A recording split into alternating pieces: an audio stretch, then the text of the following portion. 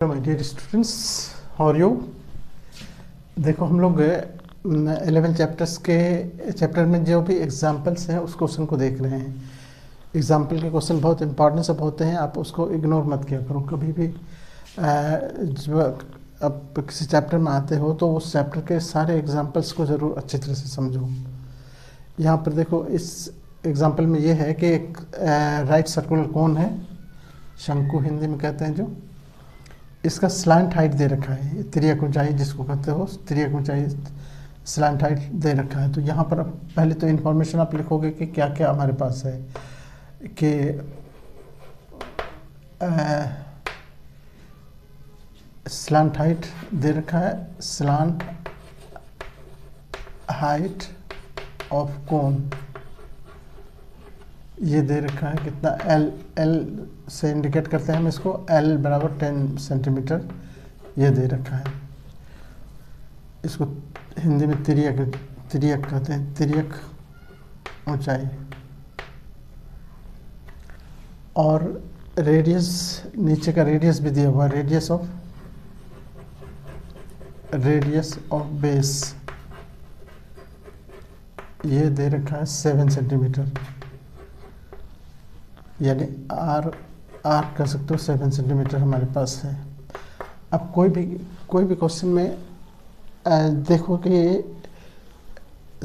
2-3 फॉर्मूले होते हैं इसमें, चाहे कोन हो, चाहे हेमिस्फेयर हो, स्फेयर हो, सब में 2-3 फॉर्मूले हैं। आप 2-3 फॉर्मूले पर किसी तरह कंट्रोल कर लो तो बस तुम्हारे लिए कुछ नहीं है ये चैप्टर।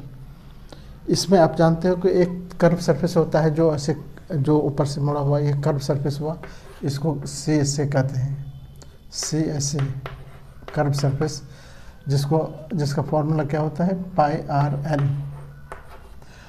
और एक सरफेस यहाँ पे है जिसको हम सर्कुलर सरफेस कहते हैं। ये भी सरफेस है, इसको सर्कुलर सरफेस कहो, सर्कुलर सरफेस। इसका क्या होता है, πr², सर्कल है तो πr² हुआ। और इसी दोनों को अगर ऐड कर दें तो ये दोनों ऐड करने पर क्या हो जाएगा, ये बराबर हो जाएगा टोटल सरफेस इसका, TSA।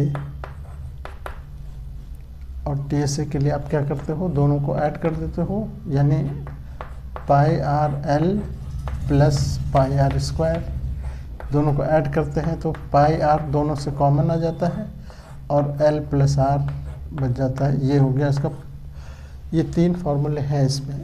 पहला फार्मूला तो ये हुआ, दूसरा ये कह सकते हो, तीसरा हो गया ये टोटल सरफेस। और स्लैंट हाइट निकालने के लिए तो आप जानते हो कि यहाँ पर अगर ये राइट सर्कुलर कोन है, ये हाइपोटेन्यूज हो गया, ये हाइट हो गया, ये बेस हो गया। तो इस तरह से पाइथागोरस के अकॉर्डिंग दिस स्क्वायर प्लस बराबर होगा this square plus this square के, उससे हम इसको निकाल सकते हैं, चाहे जिसमें से तीनों में से कोई एक चीज़ निकालना हो तो निकाल सकते हैं। अब यहाँ पर हमारे पास क्वेश्चन है कि CSA इसका क्या होगा, CSA ऑफ कोन। तो पहले तो फॉर्मूला लिखेंगे πRL। ये देखो स्टेप बहुत इम्पॉर्टेंट है, एग्ज़ाम में किसी बच्चे को फुल मार्क्स मिल जाता है, किसी को थोड़ा मार्क्स मिल के छोड़ देता है एग्जामिनर। यही सब वजह है कि एकदम प्रॉपर वे में अगर लिखोगे तो एक ज़रा भी नंबर नहीं कटेगा। अब वैल्यू डालो इसको, ये 22/7 इसका वैल्यू होता है, हर किसी को पता होना चाहिए ये वैल्यू।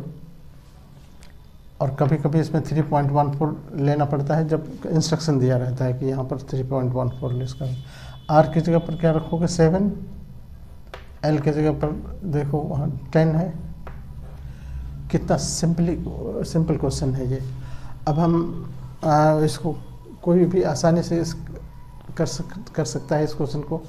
यहाँ से 7 से 7 को कट करो, बस 22 × 10 बचा, सिर्फ मिला के क्या हो गया, मल्टीप्लाई करके ये हो गया इतना सेंटीमीटर स्क्वायर। ये हमारा आंसर हो गया। कितना आसान है, अगर थोड़ा सा फॉर्मूले पर ध्यान दो तो ये टॉपिक आपके लिए कुछ नहीं है। ओके।